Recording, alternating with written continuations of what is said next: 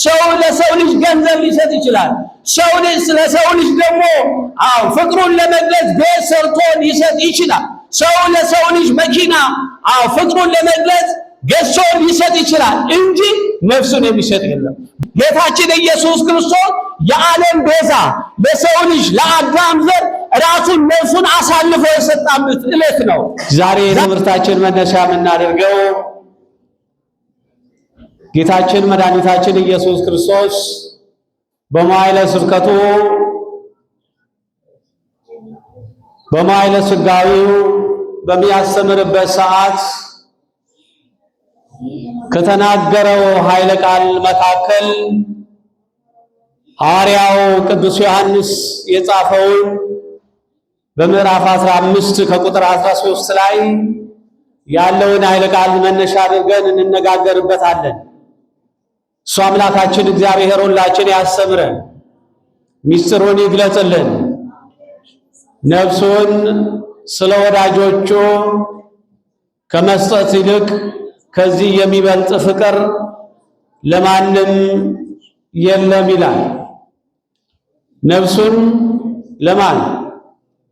ለማን ለወዳጆቹ ከመስጠት ይልቅ ከዚህ የሚበልጥ ፍቅር ለማንም የለም ብሎ ሐዋርያው ቅዱስ ዮሐንስ ይህንን ጌታችን ኢየሱስ ክርስቶስ የተናገረውን ኃይለ ቃል መነሻ አድርገን እናያለን።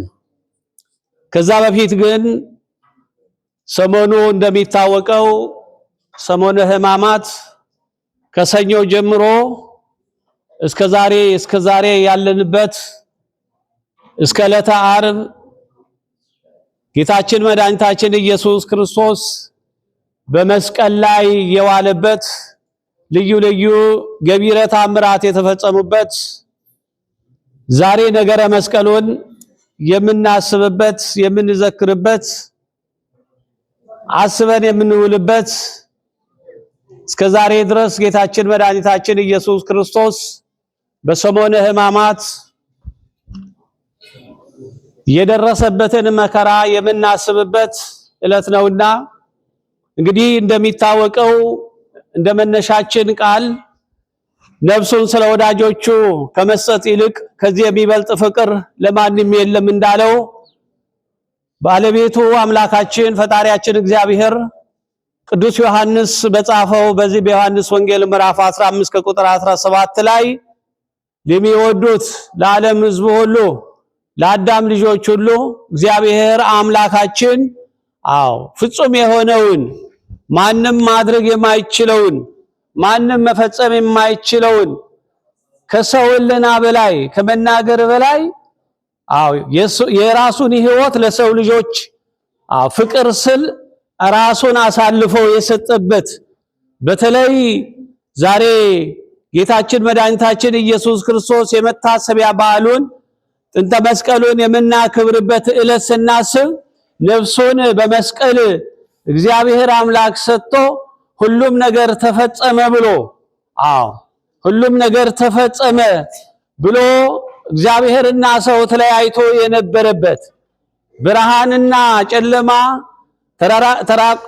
ተራርቆ የነበረበት ሰውና መላእክት ተራርቆ የነበረበት የሰው ልጅ ሁሉ በባርነት የነበረበት እግዚአብሔር አምላክ ያንን የባርነት ዘመን ያንን ዘመነ ኩነኔ ዘመነ ፍዳን እግዚአብሔር አምላካችን ያንን አጠፍተውልን በሞቱ የኛን ሞት አጠፍተው በመከራው የኛን መከራ ደምስሰው በሱ ቁስል ስለኛ እሱ አምላካችን ኢየሱስ ክርስቶስ ቆስሎልን ስለኛ ተገርፎልን ስለኛ ተንገላቶ መከራ መስቀልን ሕማመ መስቀልን ሕማማትን የተቀበለበትን ዕለት የምናስብበት የምናከብርበት ዕለት ላይ ነን ዛሬ የምንገኘው። ጥንተ መስቀሉ ነገረ መስቀሉ ዛሬ ጌታችን ኢየሱስ ክርስቶስ በመስቀል ላይ ተሰቅሎ ነፍሱን የሰጠበትን ዕለት መከራውን የምናስብበት ስቃዩን የምናስብበት ዕለት ነው።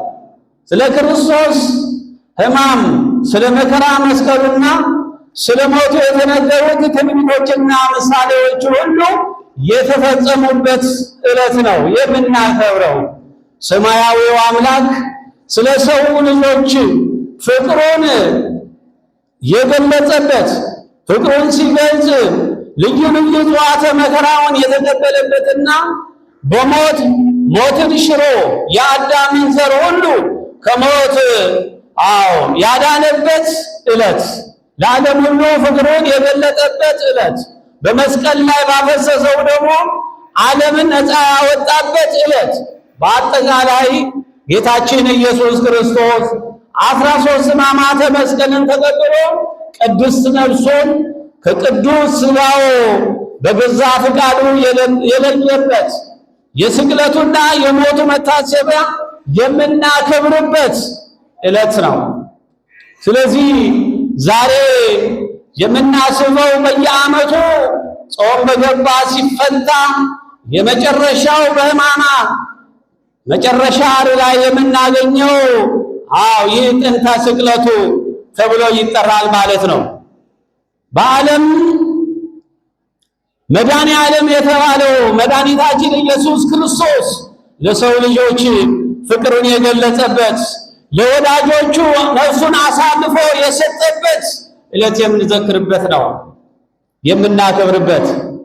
ከሰኞ ጀምሮ ሁላችንም በቤተ ክርስቲያን መጥተን ጾመን ጸልየን እየሰገድን በነበርንበት ሰዓት ላይ አባቶች ስለ ጥንተ መስቀሉ፣ ስለ መከራ፣ ስለ ሕማማቱ መጽሐፈ ሕማማትን እያንዳንዱ ከኦሪት ዘፍጥረት ጀምሮ እስከ ነቢያት ቅዱሳን ትንቢት ድረስ ትንቢት የተናገረውን ነቢያት ትንቢት የተናገሩትን በአዲሳት ትንቢት የተፈጸሙትን ከማቴዎስ ወንጌል እስከ መጽሐፈ ወይም ዮሐንስ ራእይ ድረስ ያለውን ስለ ጌታችን መድኃኒታችን ኢየሱስ ክርስቶስ ሕማማትን፣ መስቀሉን፣ መከራውን ሲያነቡ ሁላችን እንሰማዋለን። ይህ ትምህርት ነው። ይህ ትምህርት እኛ እንድንገነዘብበት፣ እኛ እንድናውቅበት፣ እኛ አውቀን በሕይወት በሃይማኖት እንድንኖርበት አባቶቻችን በጸሎት ሕማማቱን እያሰቡ ሰሞነ ሕማማቱን ሕማማቱን የሚገልጽ መጽሐፉን የሚያነቡት እኛ እንድንረዳበት ነው። ስለ ወዳጆቹ ነፍሱን አሳልፎ በመከራ የሰጠበት፣ ኃጢአታችንን በእንጨት ላይ የተሸከመበት፣ በመስቀል ላይ መከራን አሳልፎ እኛን ተሸክሞ ቀንበር ኃጢአት የሰበረበት ሐዋርያው ቅዱስ ጴጥሮስ በአንደኛው መልእክት ምዕራፍ 2 ከቁጥር 24 ላይ እርሱ ራሱ በሥጋው ኃጢአታችንን በእንጨት ላይ ተሸከመ፣ የእኛን መገረፍ በኃጢአት እሱ ተገርፎ የእኛን ቁስል ቆስሎ እኛ ወገኖቹ ተፈወስን ይላል። ዛሬ እኛ በኃጢአት የቆሰልነው ቁስል በጌታችን በመድኃኒታችን በኢየሱስ ክርስቶስ ቁስል ተፈውሰናል። እኛ በኃጢአት ተገርፈን ያለውን በሥጋ ጌታችን ኢየሱስ ክርስቶስ ተገርፎ የእኛን ግርፋት ደመሰሰልን። ጌታችን መድኃኒታችን ኢየሱስ ክርስቶስ የእኛን ኃጢአትና በደል በእንጨት መስቀል ላይ ተሸክሞ ደመሰሰልን። ይህን ነው የተናገረው ሐዋርያው ቅዱስ ጴጥሮስ በአንደኛው መልእክት። ከዚያ ግን ቀደም ብሎ አባቶቻችን ነቢያት በትምህርት መነጽር ይህንን የጌታችን የኢየሱስ ክርስቶስን መከራ ተናግረው ነበረ። አስቀድሞ ተንብየው ነበረ። ይህ እንደሚሆን ግድ ስለነበረ ይህን ለመፈጸም የሰው ልጅ በደል ተሸክሞ ጌታችን ኢየሱስ ክርስቶስ መከራን ታግሶ ተቀበለ። በዚህ ከአራቱ አበይት ነቢያት መካከል አንዱ የሆነ ቅዱስ ኢሳይያስ በምዕራፍ 53 ከቁጥር 4-5 ላይ እንዲህ የሚል ቃል እናገኛለን። በእውነት ደዌያችንን ተቀበለ ሕማማችንንም ተሸክሟልና እኛ ግን እንደተመታን በእግዚአብሔርም እንደተቀሰፈ እንደተቸነከረም ቆጠርነው ይላል።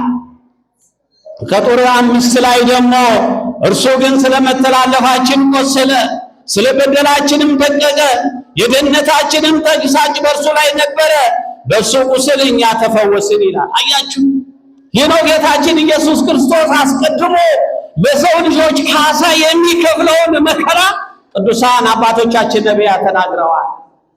ጊዜው ሲደርስ ጌታችን ኢየሱስ ክርስቶስ ይህንን መከራ የተሸከመበት፣ የእኛን ሕማማችን የተሸከመበት፣ የእኛን መመታትን የተሸከመበት፣ የእኛን መቸነከርን የተቸነከረበትን እሱ ግን እንደታገለ እንደ ኃጢአተኛ ቆጠሩት ይላል። እነዛ ፈሪሳውያን የቆጠሩትን፣ እነዛ ፈሪሳውያን በልቦናቸው ያሰቡበትን፣ እነዛ ፈሪሳውያን አይሁድ፣ እነዛ ሰዱቃውያን እንደ ኃጢአት የቆጠሩበት፣ ምንም ወንጀል ሳይገኝበት፣ ምንም በደል ሳይገኝበት፣ ምንም ስህተት ሳይገኝበት እሱን አሳልፎ በፍርድ አደባባይ ያቆሙት።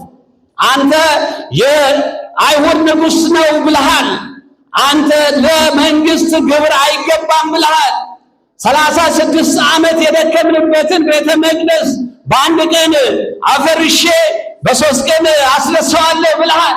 ይህ ሁሉ በምሳሌ የተናገረበትን ሚስጥሩ ያልተገለጸላቸው መንፈስ ቅዱስ የራቃቸው በቅናት ተፈጥሮ በቅናት ያደጉ አይሁዳውያን የተናገሩት ጌታችን ኢየሱስ ክርስቶስን በፍርድ አደባባይ ያቆሙት። ስለዚህ ጌታችን ኢየሱስ ክርስቶስ ይህ እንደሚሆን ሁሉ ነቢያት አስቀድሞ ያውቅ ነበረ። በነቢያት አፍ የተናገረው እሱ ነው። በነቢያት ላይ አድሮ የተናገረው እሱ ነው። ትንቢቱ ሲፈጸም ለሰው ልጆቹ ሲል ለአዳም ቀድሞ የገባውን ቃል ኪዳን ይፈጽም ዘንድ በሞቱ አዳም የሞተበትን በሥጋ መለኮት የተዋሃደ ድንግል ማርያም ልጅ ኢየሱስ ክርስቶስ የአዳምን ሞት ሞቶ የአዳም ልጆች ዘሮችን ሞት ያዳነበት መከራውን የተሸከመንበትን ዕለት ነው የምናስበው። ስለዚህ ነው በመተላለፋችን በእኛ መተላለፍ የእኛን ቁስል ስለኛ በደል ደቀቀ ያለው የደህንነታችንም ተግሣጽን በእርሱ ላይ ነበረ፣ በእሱ ቁስል እኛ ተፈወስን ይላል። የነበረውን ቁስል እሱ በመቆሰሉ ሲገረፍ በመቆሰሉ ሲቸነከር በመቆሰሉ መስቀል ላይ ሲሰቀል መከራ በማየቱ ሲገረፍ አጥንቱ እስከሚታይ ድረስ 6666 ጊዜ ሲገረፍ ከጎልጎታ እስከ ቀራንዮ ድረስ ሲያዳፉት የመስቀል ግንድ አሸክሞት ጌታችን መድኃኒታችንን መከራ ሲያዙ የእኛን ቁስል ጌታችን ኢየሱስ ክርስቶስ ይፈውሰን። ስለዚህ ነው ይህ ስለሚሆን ስለሚያውቅ ነው አስቀድሞ ጌታችን ኢየሱስ ክርስቶስ ትንቢቱ ሊፈጸም ግድ ስለሚል ነፍሱን ስለ ወዳጆቹ ሲል ሐዋርያትና ተከታዮችን ያሳለፈ። ከዚህ የሚበልጥ ፍቅር የለም። ሰው ለሰው ልጅ ደም ሊለግስ ይችላል። ዛሬ በደላችንን፣ ዛሬ ጥፋታችንን፣ ዛሬ መተላለፋችንን፣ ዛሬ ኃጢአታችንን ጌታችን ኢየሱስ ክርስቶስ ተሸክሞ የእኛን በደል ሊደመስስ ተሰቀለ ይላል። ስለዚህ ነው ሐዋርያው ቅዱስ ጳውሎስ ለኤፌሶን ሰዎች በጻፈው ምዕራፍ 2 ከቁጥር 16 ላይ እንዲህ የሚል ቃል እናገኛለን። ጥልንም በመስቀሉ ገደለ ይላል። ጥልን በምን ገደለ ነው? ጥልን በምን ገደለ? በመስቀሉ ገደለ። ሰውና እግዚአብሔር ተጣልቶ የነበረውን ከእግዚአብሔር ሰውን አርቆ የነበረው ያ ዲያብሎስ አራርቆ የነበረውን እግዚአብሔር አምላካችን ጥልን በመስቀሉ ገደለ። ሰውና አምላክ ተጣልቶ የነበረውን በመስቀሉ ጌታችን ኢየሱስ ክርስቶስ ገደለ። በእርሱ ሁለንተናችን በአንድ አካል ከእግዚአብሔር ጋር ያስታርቅ ዘንድ በመስቀሉ ጥልን ገደለ ብሎ ተናገረ። ዛሬ ጥንተ ስቅለቱን ስናስብ መከራውን ነው የምናስበው።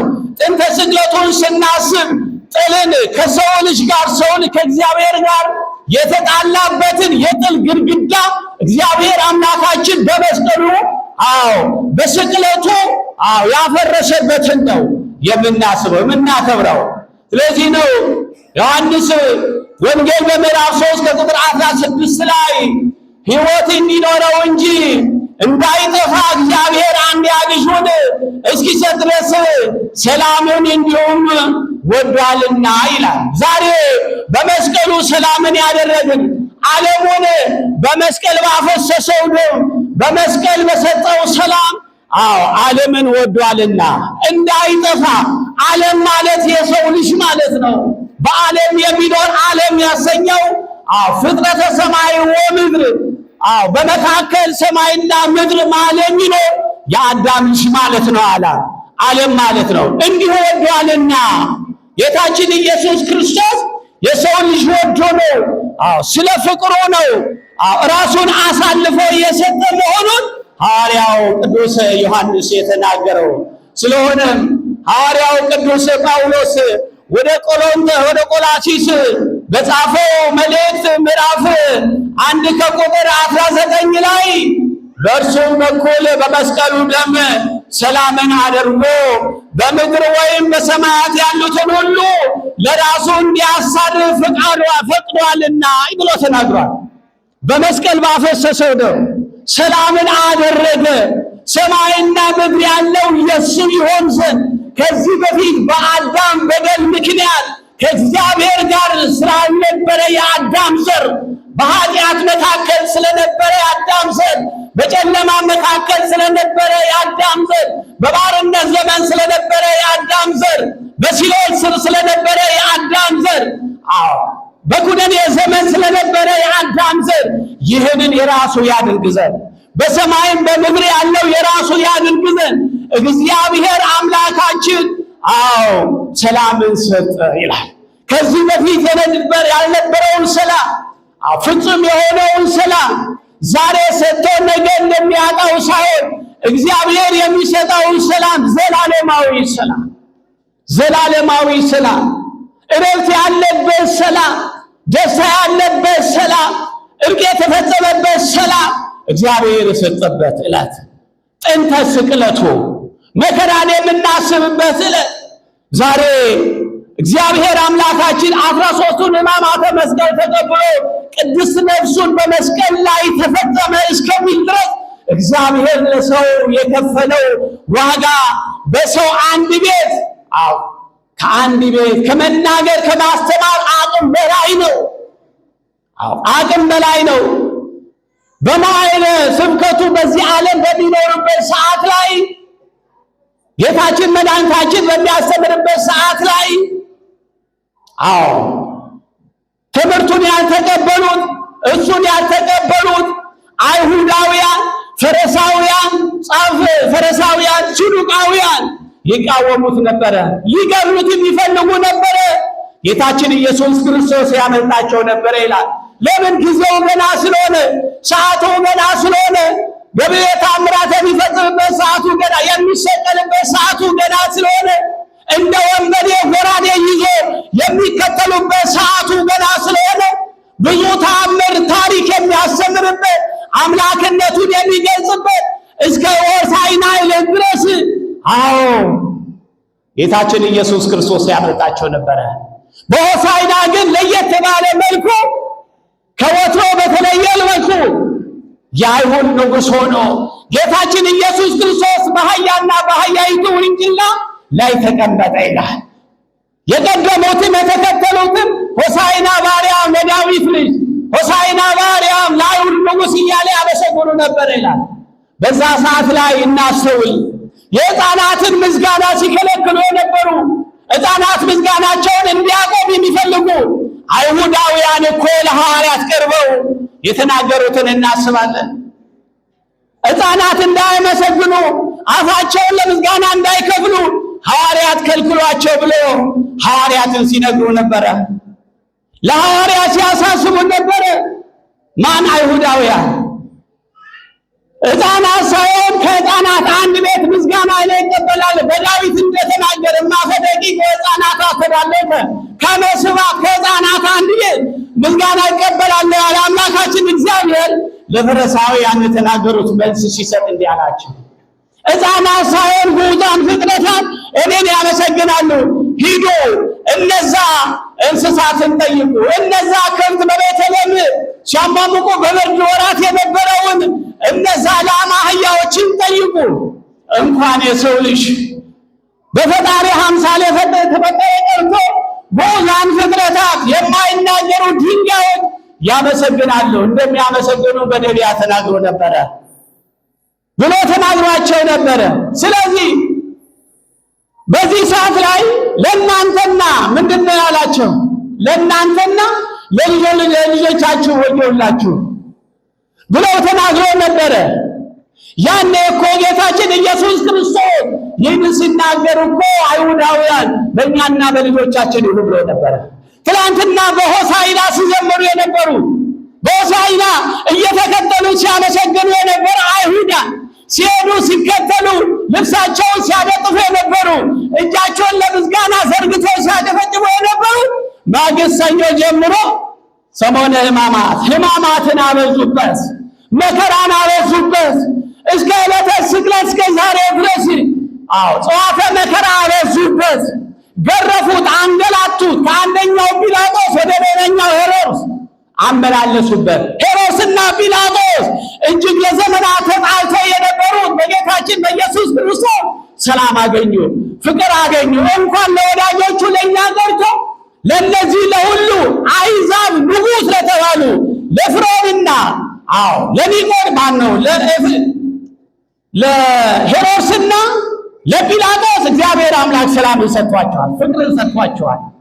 በሱ ሞት፣ በሱ መገረፍ፣ በሱ ተላልፎ መሰጠት እግዚአብሔር ሁለቱ እንዲታረቁ አደረጉ።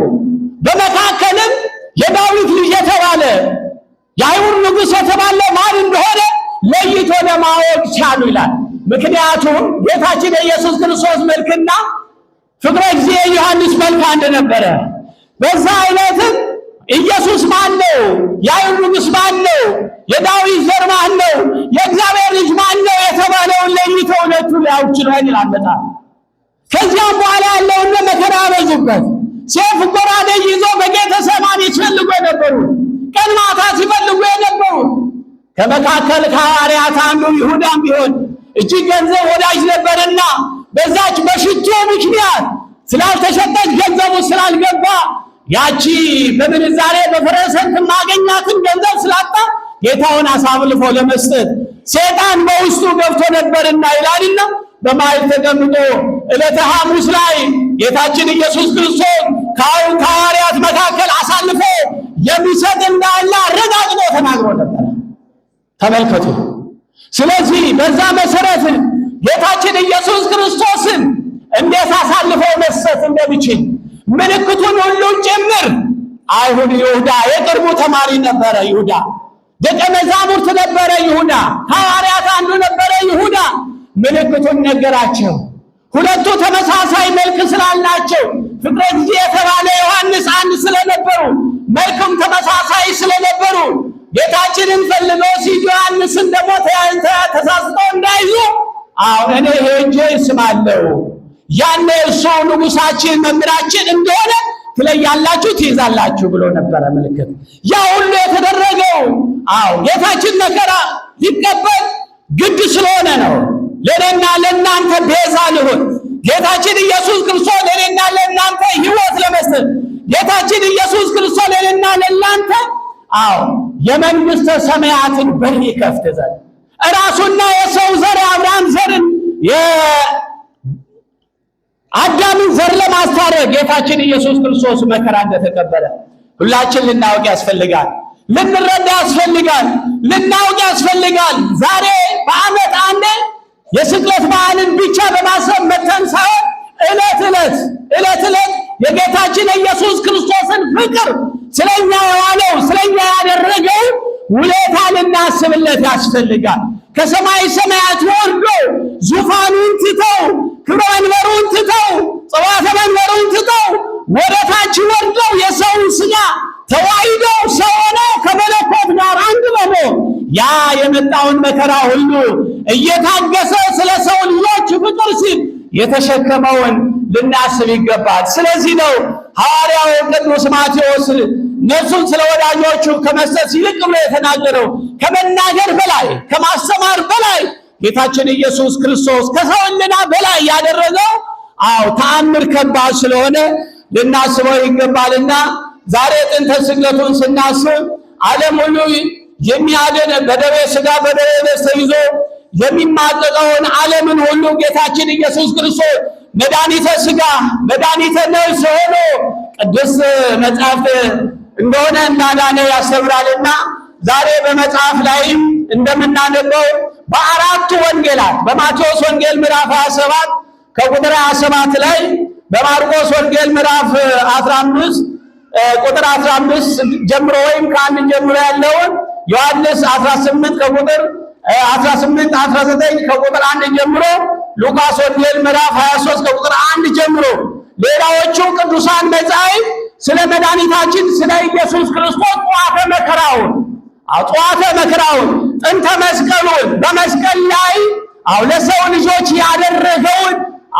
ልጆች ያደረገውን ሁኔታ በመስቀሉ ባፈሰሰው ደም የሰጠውን ሰላም በስቅለቱ ተፈጸመ ብሎ ከዚህ የሚበልጥ ፍቅር የለም ብሎ ለሰው ልጅ ነፍሱን አሳልፎ ፍቅሩን የገለጸበትን ሰማይና ምድርን ያስታረቀበትን ሰውና አምላክን ያስታረቀበትን የተዘጋ የመንግሥተ ሰማያት በር የተከፈተበትን ሰማይ ሰማያት ሰባቱ ሰማያት ተከፍቶ ምስጢር የታየበት ሰዓት ስለሆነ ይህንን ልንገነዘብ ያስፈልጋል።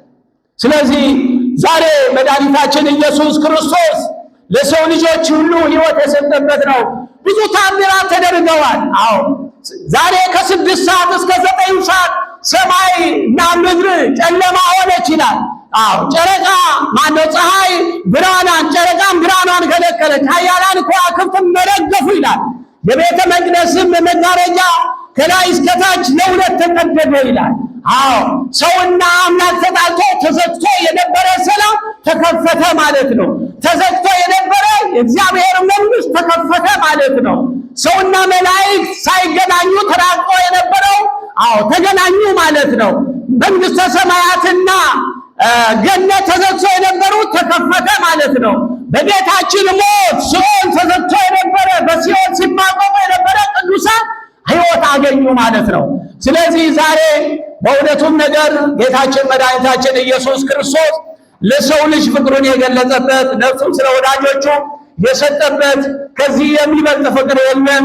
በመስቀሉ ሰላምን በመስቀሉ ፍቅሩን ያደረገበት በሞቱ የእኛን ሞት የደመሰሰበት እሱ በመሞት መጀመሪያ ኦሪቱ የመጀመሪያ ጨለማ ዕለት ተቀዶ አዲሱ ብርሃን አዲሱ ኪዳን የተከፈተበት የመንግሥተ ሰማያት የገነት በር የተከፈተበት ሰውና እግዚአብሔር የታረቀበት ነውና ስለዚህ ይህንን ነው ዛሬ እስከ ዛሬ ድረስ ያለው እስከ ሞቱ ተፈጸመ በሰውና በአምላክ የነበረው ያ የጥል ግድግዳ በእውነትም ተቀደደ። በሰውና በአምላክ የነበረ ያ ስንራራቅ ተራርቀን የነበርነው የ5500 ዘመን አለፈ።